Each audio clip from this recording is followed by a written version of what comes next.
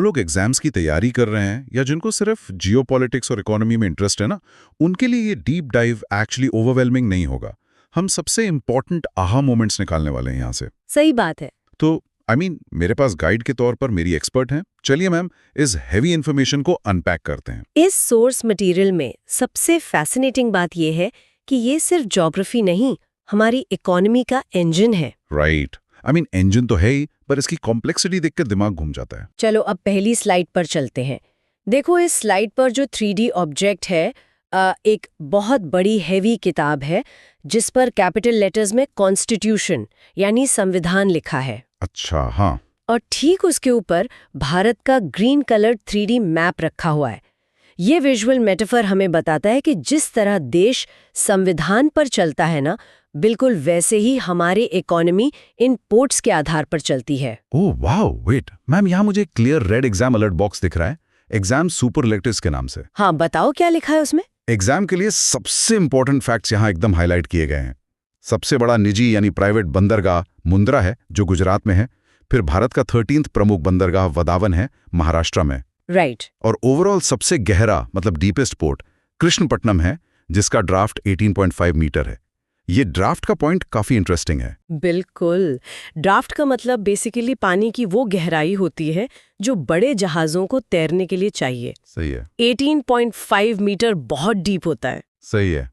और मैम एक और चीज, सोर्स में लिखा है कि 2025-26 के लिए 915 मिलियन टन्स कार्गो का रिकॉर्ड हैंडल किया गया है। हाँ, ये एक मैसिव नंबर है। लेकिन इसके साथ एक अजीब सा फैक्ट है, विदेशी व्यापार का 95% वॉल्यूम समुंदर से आता है, लेकिन अगर वैल्यू की बात करें तो वो सिर्फ 70% है। ये वॉल्यूम ऑफ वैल्यू का डिफरेंस क्या समझाता है हमें? ये बहुत ही बेसिक इकोनॉमिक प्रिंसिपल है।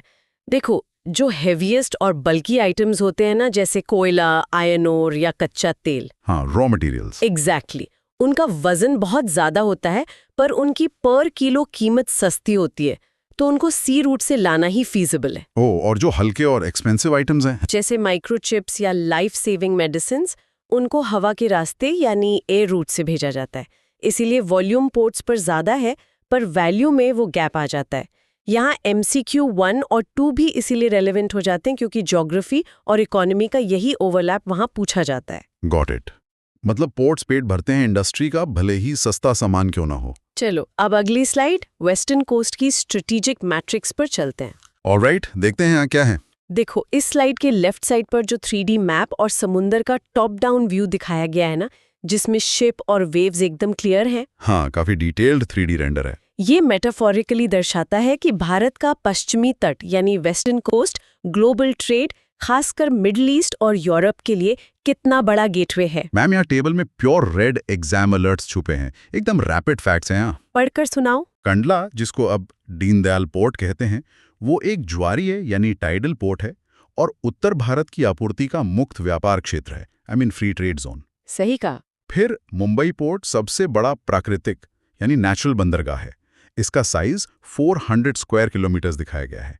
और JNPT, जिसे नाहवा शिवा बोलते हैं, वो सबसे बड़ा और बिजी कृत्रिम यानी आर्टिफिशियल कंटेनर पोर्ट है। बिल्कुल, मुंबई और JNPT का कॉन्ट्रास्ट बहुत इंपॉर्टेंट है यहाँ। मैं वही सोच रहा था। एक और लिस्ट है आगे। मुर्मुगांव, जो गोवा में है, वो ज्वारी नदी के मुहाने पर है, स्पेसिफिकली आयरन ओर के लिए। और न्यू मैंगलोर, जहां से कुद्रेमुख का आयरन ओर निर्यात होता है। राइट, ये सब मिनरल्स के एक्सपोर्ट के लिए स्ट्रेटेजिकली प्लेस किए गए हैं। मैं एक एनालॉजी सोच रहा था। नेचुरल और आर्टिफिशियल पोर्ट्स में वही फर्क है ना, जैसे एक नेचुरल झील और एक कस्टम बिल्ट स्विमिंग पूल। एकदम परफेक्ट एनालॉजी है। देखो, व्हाई इट मैटर्स ये समझना जरूरी है। एक नेचुरल झील जैसे मुंबई पोर्ट, नेचर ने गहरा बनाया है, लहरों से सेफ रखा है। हाँ। लेकिन जब आपको मैसिव कंटेनर शिप्स हैंडल करने हैं, मॉडर्न क्रेन्स लगानी है, तो नेचुरल ज्योग्राफी लिमिट कर देती है। तब हमें JNPT जैसा स्विमिंग पूल आर्टिफिशियल पोर्ट बनाना पड़ता है, जहां सब कुछ प्रिसाइजली इंजीनियर्ड हो। Make sense. और इसी लिस्ट में कोचिन भी हाईलाइटेड है, जो भारत का पहला ट्रांसशिपमेंट टर्मिनल है, वॉलरपादम। इसका ड्राफ्ट 14.5 मीटर है और वादावन का जिक्र यहाँ जुबारा है, जो 13th मेजर पोर्ट बनने वाला है। राइट। कोचिन का ट्रांसशिपमेंट टर्मिनल होना हमारी लॉजिस्टिक्स की इंडिपेंडेंस के लिए बहुत बड़ा स्टेप है। हम अब बड़े शिप्स के लिए दूसरे देशों पर निर्भर नहीं हैं। वाह, वेस्टर्न कोस्ट तो सच में एक पावर हाउस है। चलो अब अगली स्लाइड ईस्टर्न कोस्ट की स्ट्रेटेजिक मैट्रिक्स पर चलते हैं। ओके, मैप का दूसरा हिस्सा। देखो, इस स्लाइड के राइट साइड पर जो 3D मैप है उसमें ईस्टर्न कोस्ट लाइन से लेकर श्रीलंका तक का जियोग्राफिकल रिलीफ दिख रहा है। हाँ, बे ऑफ बंगाल का पूरा एरिया कवर हो रहा है। ये बे ऑफ बंगाल और हमारी एक्ट ईस्ट पॉलिसी की समुद्री ताकत का सीधा मेटाफर है। मैम, यहाँ भी एग्जाम अलर्ट बहुत स्ट्रांग है और फैक्ट सच में सरप्राइजिंग है। देखें क्या नया मिलता है इस तट पर। श्यामा प्रसाद मुखर्जी पोर्ट, जिसे हम कोलकाता या हल्दिया बोलते हैं, वो भारत का सबसे पुराना, चालू और एकमात्र नदी तटीय मतलब रिवराइन पोर्ट है। ये अपने आप में एक बहुत बड़ा जियोग्राफिकल एक्सेप्शन है। अवेट, पारादीप लगातार दूसरे साल 2024-25 में 150.41 MMT के साथ कार्गो हैंडलिंग में नंबर 1 बन गया है। एग्जैक्टली, नंबर 1 पोजीशन होल्ड करना ईस्टर्न कोस्ट के लिए बहुत बड़ी बात है। और विशाखापत्तनम सबसे गहरा प्रमुख बंदरगाह होने के साथ साथ भारतीय नौसेना यानी नेवी का बेस भी है।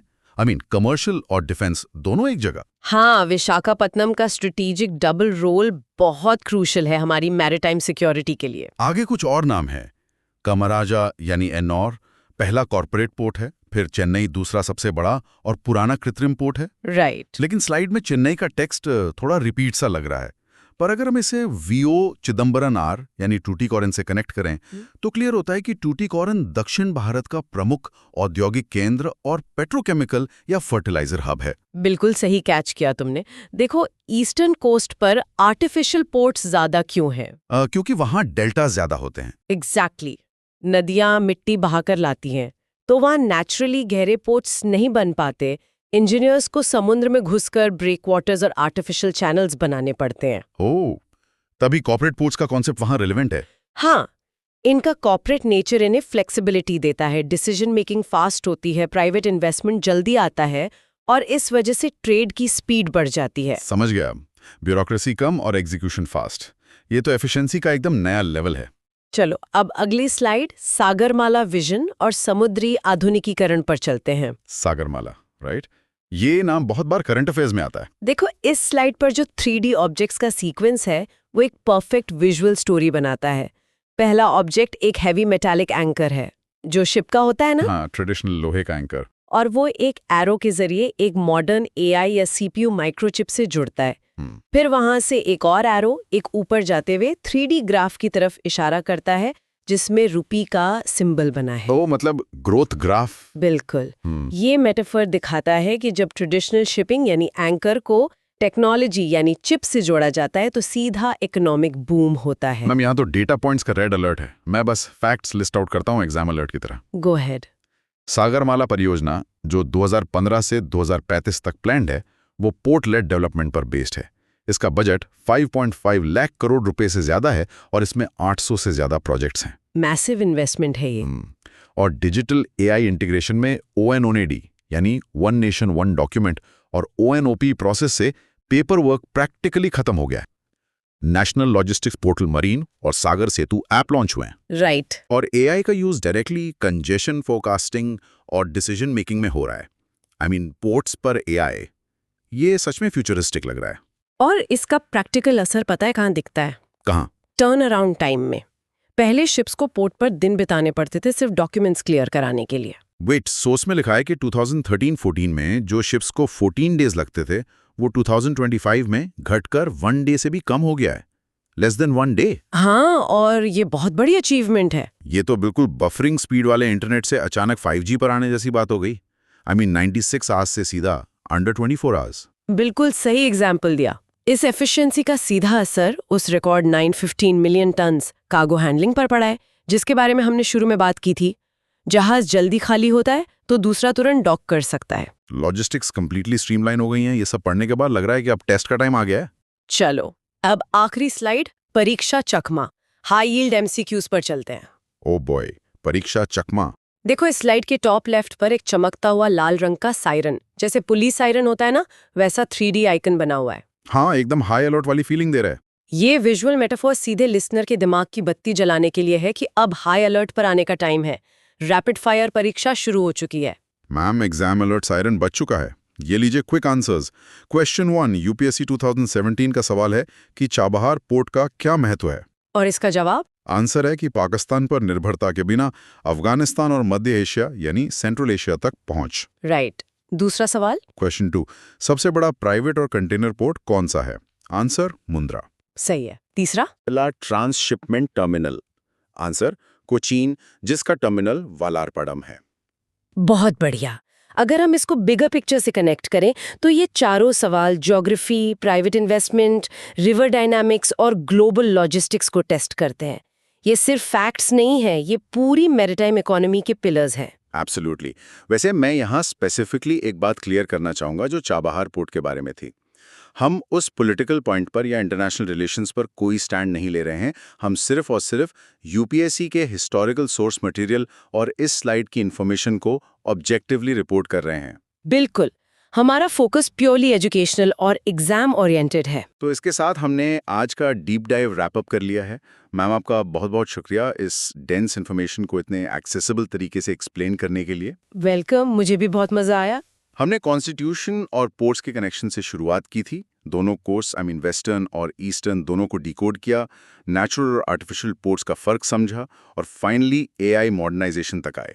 जो लोग शुरू से अब तक इस डीप डाइव में जुड़े हुए हैं, आई एम श्योर उनका टाइम बहुत वेल इन्वेस्टेड रहा होगा आज। मैं आखिर में एक प्रोवोकिंग विचार छोड़ना चाहती हूँ। हाँ, प्लीज बताइए। आज हमने नेचुरल और आर्टिफिशियल पोर्ट्स की बात की, लेकिन सोचने वाली बात यह है कि जैसे जैसे क्लाइमेट चेंज की वजह से समुंदर का जल स्तर सी लेवल बढ़ रहा है और नई टेक्नोलॉजी पोर्ट्स को पूरी तरह ऑटोमेटेड बना रही हैं, तो आने वाले 50 सालों में इन नेचुरल कोस्टल बंदरगाहों का स्वरूप क्या होगा? मतलब वो डूब सकते हैं? हो सकता है। तो क्या फ्यूचर के पोर्ट्स जमीन पर होंगे ही नहीं? क्या ऐसा हो सकता है कि वो समुंदर के बीच में तैरते हुए जायंट एआई प्लेटफॉर्म्स हों? ओह वाओ, तैरते हुए जायंट एआई पोर्ट्स। ये तो पूरी साईफाई मूवी का प्लॉट लग रहा है। पर जिस तरह से सागरमाला में एआई और 5G लेवल की स्पीड्स अचीव हो रही हैं, एनीथिंग इज पॉसिबल। ये सच में एक माइंड बेंडिंग थॉट है। बिल्कुल, इस पर सोचिएगा जरूर। तो इसी फ्यूचरिस्टिक और मैसिव थॉट के साथ